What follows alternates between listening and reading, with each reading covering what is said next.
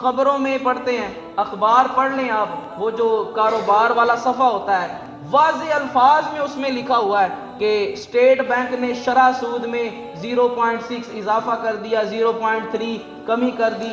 ہم واضح دکھا کے بتا کے لوگوں کو سود کھا رہے ہیں، اور پھر کہیں کہ یہ کس چیز کا عذاب آ گیا جی، یہ کیوں ہم پر مسجد حرام کے دروازے بند ہو گئے؟ بھئی یہ شکر کرو اور سوچو کہ کیوں ہم پر عذاب نہیں آ رہا۔ وہ عمل کون سا ہے جو ہم نے نہیں کیا؟ وہ کون سا گناہ ہے جو ہم نے نہیں کیا؟ ہم بتا کے دکھا کے کہہ رہے ہیں کہ ہم سود کھا رہے ہیں، اور پھر اللہ رب العزت سے رحمت کے امیدوار ہیں۔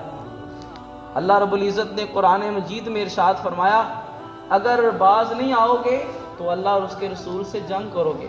حضرت ابن عباس رضی اللہ تعالیٰ عنہ اس کی تفسیر میں فرماتے ہیں، جب قیامت کا دن ہوگا تو اللہ رب العزت سود کھانے والوں کو بلائے گا۔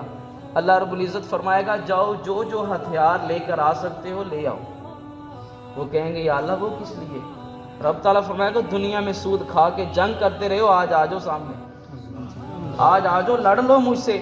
کس میں جرت ہے اللہ کی بارگاہ میں؟ حضور تو فرماتے ہیں رب تعالیٰ نے جس سے سوال کر لیا، حساب لے لیا، وہ ذلیل ہو گیا۔ ہم تو جو نیکوکار ہیں وہ کھڑے ہو کر حساب دینے کی طاقت نہیں رکھتے، تو وہ سود کھانے والے کس منہ سے اللہ کی بارگاہ میں کھڑے ہوں گے؟ اور حضور فرماتے ہیں، حضرت ابن عباس نے فرمایا، رب تعالیٰ فرمائے گا لے آؤ آج اسلحہ، آج لڑ لو مجھ سے۔ کس میں جرت ہے کہ جو اس مالک سے لڑ سکے، تو آج بھی کیوں اس سے لڑ رہے ہیں؟ یہ کیوں سودی نظام ہم ختم نہیں کرتے؟ اور پھر توبہ کی طرف بھی ہم لوگ نہیں آئے۔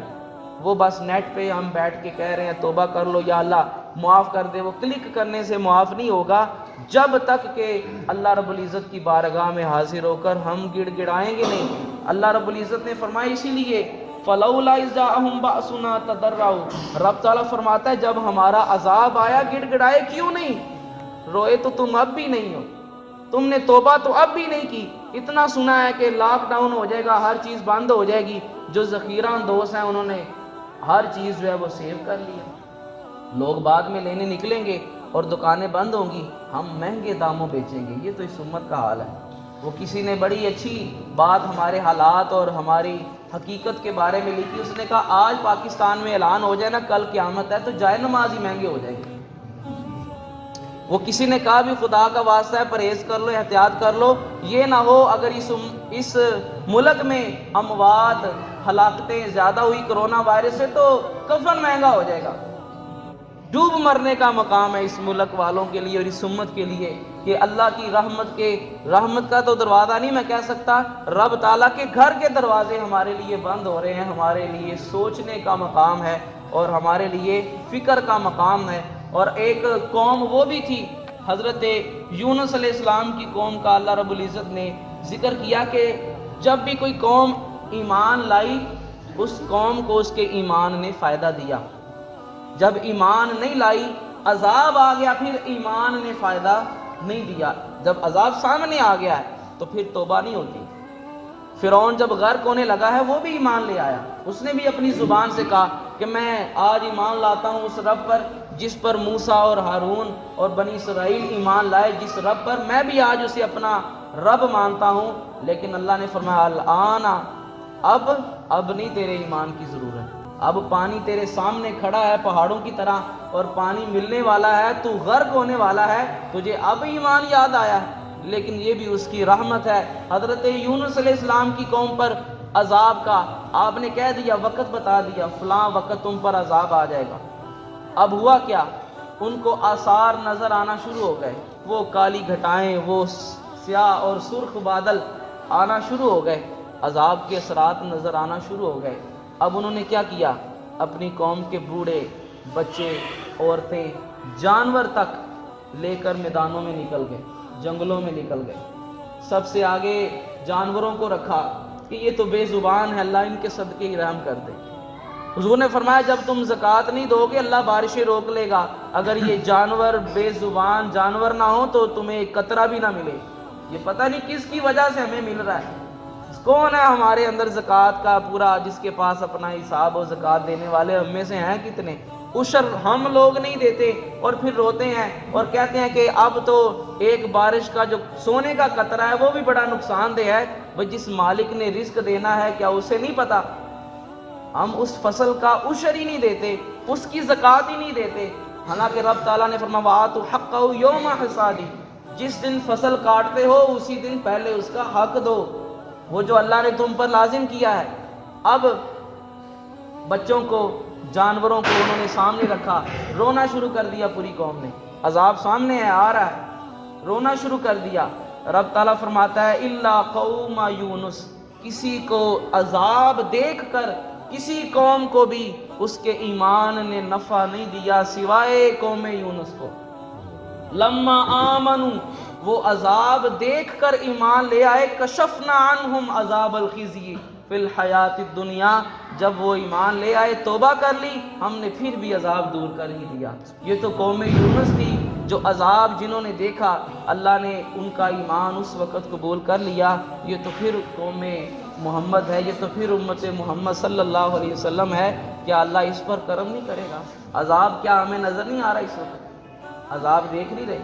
کس کو عذاب نظر نہیں آ رہا؟ خبریں سن کے جب بھی خبریں لگا لیں پتہ چلتا ہے فلاں ملک میں اتنے مریض اور بڑھ گئے ہیں، فلاں ملک میں اتنی ہلاکتیں ہو گئی ہیں، ہمارے ملک میں اتنے لوگ اور زیادہ مریض ہو گئے ہیں اور ہو رہے ہیں۔ عذاب دیکھ کر بھی کیا ابھی بھی ہمیں عذاب نظر نہیں آ رہا؟ یہ کسی بے شک یہودی نے چھوڑا وائرس، بے شک کسی انگریز نے چھوڑا ہے، کسی کافر نے چھوڑا ہے، لیکن اگر ہمارا ایمان اتنا کامل ہو، حضرت خالد بن ولید رضی اللہ تعالیٰ عنہ جیسا ہاتھ میں زہر پکڑ کے کہتے ہیں کہ اللہ کا نام لے کر یہ بھی مجھ پر اثر نہیں کرے گا، بسم اللہ الرحمن الرحیم پڑھ کے وہ زہر پی لیا ہے، اثر ہی نہیں کیا اس نے۔ بھئی ہمارا ایمان اتنا پکا اور پختہ ہو تو یہ کیا وائرس ہے، اس کی اوقات ہی کیا ہے؟ لیکن جب ہم ہیں ہی اللہ کے نافرمان، تو وہ تو نمرود تھا، حضرت ابراہیم علیہ السلام سے اس نے کہا کہ اے ابراہیم جس رب کی طرف بلاتے ہو، مجھے چھوڑ کر جس رب کی طرف بلاتے ہو، ٹھیک ہے اپنے رب کو کہہ فوج لے آئے اپنی، میں اپنی فوج لے آتا ہوں۔ آپ نے کہا فلاں دن فلاں وقت آ جانا، وہ لاکھوں کی تعداد میں ساری فوج لے کر آ گیا، بھی آج ابراہیم کے رب سے لڑنا ہے۔ آگے حضرت ابراہیم علیہ السلام کھڑے ہیں، اکیلے کھڑے ہیں، اس نے کہا میں لاکھوں فوج لے آیا ہوں، کہا تمہاری رب کی فوج، اکیلے آ گئے ہو۔ اللہ نے مچھروں کو حکم دیا، ایک ایک مچھر نے ایک ایک سپاہی کا خاتمہ کر دیا۔ یہ اس رب کی طاقت ہے، وہ تو مچھروں سے لاکھوں کو مروا سکتا ہے، یہ تو ایک وائرس ہے۔ ہاں اگر ایمان پکا ہوگا، اللہ اور اس کے رسول کے فرما بردار ہوں گے تو دنیا کا کوئی وائرس ہم پر اثر نہیں کرے گا، دور سے چلا جائے گا، ہو کے چلا جائے گا۔ اور جب ہم خود ہی اللہ کے نافرمان ہیں، آج بھی پھر بھی ہم نے توبہ نہیں کی، پھر بھی کتنی ہماری مسجدیں بھر گئی ہیں، کتنا ہم اللہ کی بارگاہ میں آ کر گڑ گڑانا ہم نے شروع کر دیا ہے۔ وہ بڑا ایک خوبصورت وہ کلام ہے، تو پہلے وہ صرف یہ حدیث پاک کے یہ جو الفاظ کے حضور نے خطبہ ارشاد فرمایا، تو بات یہاں سے آگے چلی کہ حضور نے فرمایا اللہ نے میری امت کو ساری امتوں میں سے بہتر بنایا، تو امت بہتر اس وجہ سے ہے کہ یہ اللہ کے محبوب کی امت ہے، ورنہ کام ہمارے پاس بہتری والا کوئی نہیں ہے۔ وَجَعَلَ أُمَّتِي وَسَطًا، اللہ نے میری امت کو درمیانی امت بنایا ہے۔ وَجَعَلَ أُمَّتِي هُمُ الْأَوَّلُونَ وَالْآخِرُونَ، اور پھر حضور فرماتے میرے صدقے میں اول بھی ہوں میں آخر بھی ہوں، اللہ نے میری امت کو بھی اول بھی بنایا ہے آخر بھی بنایا ہے۔ حضور کا اول و آخر ہونا تو سمجھ میں آ گیا، لیکن یہ امت اول اور آخر کیسے ہے؟ آخر بھی سمجھ میں آ گیا، حضور آخری نبی ہیں اور ہم آخری امت ہیں، ہم پہلے کیسے ہیں، اولون کیسے ہیں، آخرون تو سمجھ میں آ گیا۔ آقا علیہ الصلوۃ والسلام فرماتے ہیں قیامت کا دن ہوگا، سارے لوگوں پر جن پر جنت واجب ہو چکی ہوگی وہ ایک سائڈ پر ہوں گے، جہنم والے ایک سائڈ پر ہوں گے، اور اعلیٰ حضرت نے بڑا اس کا خوبصورت منظر و شعر میں پیش کیا۔ آپ فرماتے ہیں جائیں نہ جب تک غلام، جائیں نہ جب تک غلام، حضور کے غلام جب تک جنت میں نہیں جائیں گے، خلد ہے سب پر حرام، یہ جنت کا دروازہ کھلے گا ہی نہیں کسی کے لیے۔ جائیں نہ جب تک غلام، خلد ہے سب پر حرام، کیونکہ ملک تو ہے آپ کا، تم پہ کروڑوں درود. بھی حضور مالک ہیں، حضور جائیں گے، حضور کی امت پہلے جائے گی، پھر باقی امتیں جائیں گی. قیامت کے دن اللہ ہمیں سب سے پہلے جنت میں داخل کرے گا. آئیں سب سے بعد میں ہیں، جائیں گے جنت میں سب سے پہلے، وہ بھی حضور کے صدقے جائیں گے. اور یہاں بڑی خوبصورت وہ مسند احمد کی حدیث پاک ہے. حضور فرماتے ہیں جب جنت کے دروازے پر میں پہنچوں گا اور دروازہ کھٹکھٹاؤں گا، آواز آئے گی کون؟ میں کہوں گا محمد صلی اللہ علیہ وسلم. تو آگے سے حضور فرماتے ہیں جب دروازہ کھلے گا تو وہاں استقبال کون کرے گا؟ یستقبلنی الجبار تعالی. حضور فرماتے ہیں رب میرا استقبال کرے. کیا شانیں، کیا عظمتیں اللہ نے اپنے محبوب کو عطا فرما دی. یہ ساری باتیں اللہ کے محبوب نے ہمیں 1450 سال پہلے بتا دی جو ہو رہا ہے، لیکن ہمیں اس بات کی نہ خبر ہے نہ ہوش ہے. تو اللہ نے اس امت کو بھی اول بھی بنایا ہے اور آخر بھی بنایا ہے. حضور نے فرمایا وَشَرَحَ لِي صَدْرِي وَوَضَعَ عَنِّي وِزْرِي.